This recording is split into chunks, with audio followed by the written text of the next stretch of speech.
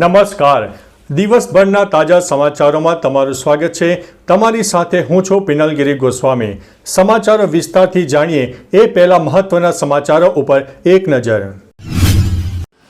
નમસ્કાર મિત્રો સ્વાગત છે તમારું અમારી યુટ્યુબ ચેનલમાં. આજની વિડીયોમાં વાત થશે દેશ અને દુનિયાના સુપરફાસ્ટ સમાચારની. સૌપ્રથમ વાત કરીએ તો મુંબઈથી મોટા સમાચાર સામે આવ્યા છે. માયાનગરી મુંબઈમાં કમોસમી વરસાદથી સામાન્ય જનજીવન ખોરવાયું છે. મહારાષ્ટ્રની રાજધાનીમાં ચોમાસું એના નિર્ધારિત સમય કરતા 16 દિવસ વહેલા આવી ગયું છે.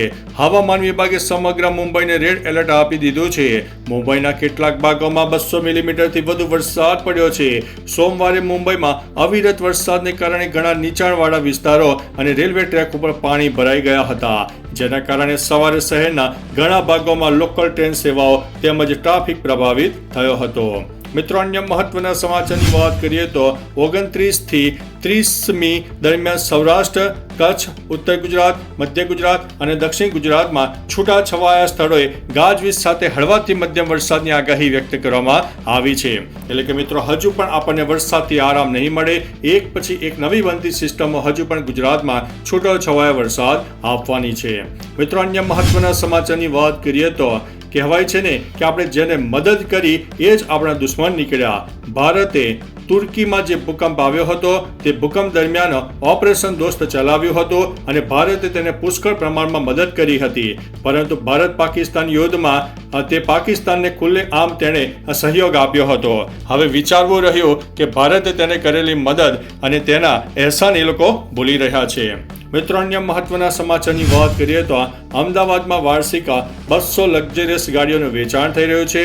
આરટીઓમાં 2 ફેરારી, 86 પોર્શે, 2 રોલ્સ રોયસ, 5 લેમ્બોર્ગિની અને 46 જેગ્યુઆરનું રજીસ્ટ્રેશન થયું છે. મોંઘી ગાડીઓમાં પણ એસયુવીની માંગ પણ વધુ જોવા મળી છે. મિત્રો, અન્ય મહત્વના સમાચારની વાત કરીએ તો ચંડોળા તળાવમાં ધાર્મિક સ્થળો ઉપર બુલડોઝર ફરી વળ્યું છે. અમદાવાદમાં ચુસ્ત પોલીસ બંદોબસ્ત વચ્ચે મંદિર અને મસ્જિદ તોડવાનું શરૂ કરવામાં આવ્યું છે. ડિમોલેશન પહેલા ધાર્મિક વસ્તુઓ અને પુસ્તકો હટાવી દેવામાં આવ્યા હતા. મિત્રો, અન્ય મહત્વના સમાચારની વાત કરીએ તો વિદ્યાર્થીઓ માટે અગત્યના સમાચાર છે. દેશમાં આપાર આઈડી જનરેટની કામગીરી ઠપ જોવા મળી છે. વન નેશન વન સ્ટુડન્ટ અંતર્ગત ગુજરાતમાં 58%, રાજકોટમાં 68% વિદ્યાર્થીઓના જ આઈડી જનરેટ થયા છે. મિત્રો, અન્ય મહત્વના સમાચારની વાત કરીએ તો ગરીબ વિદ્યાર્થીઓ ફરીથી ભણ્યા વગરના રહેશે કે શું? સુરતમાં ડિમોલેશન સમયે ઝૂંપડપટ્ટીના બાળકોને શિક્ષણ આપતી એનજીઓએ ખરીદેલી 1 લાખની સ્ટેશનરી ગાયબ થઈ ગઈ છે. અધિકારીઓ એકબીજાને ખો આપી રહ્યા છે. મિત્રો, અન્ય મહત્વના સમાચારની વાત કરીએ તો 69 લાખની છેતરપિંડી કેસમાં 2 વ્યક્તિઓને ઝડપી લેવામાં આવ્યા છે. વોટ્સઅપમાં માલિકના ફોટોવાળી ફેક આઈડી બનાવીને કર્મચારીને મેસેજ કરીને પૈસા પડાવનાર ગેંગને બેંક ખાતા આપતા 2 શખ્સની ધરપકડ કરવામાં આવી છે. મિત્રો, અન્ય મહત્વના સમાચારની વાત કરીએ તો પાકિસ્તાન બાદ હવે ચીન પણ પોતાની નાપાક હરકતોથી બાદ નથી. ચીનની વધુ એક અવરચંડાઈ સામે આવી છે. ડ્રેગને 3 વર્ષથી ભારતને નથી આપી રહ્યું નદીઓના કોઈ પણ ડેટા.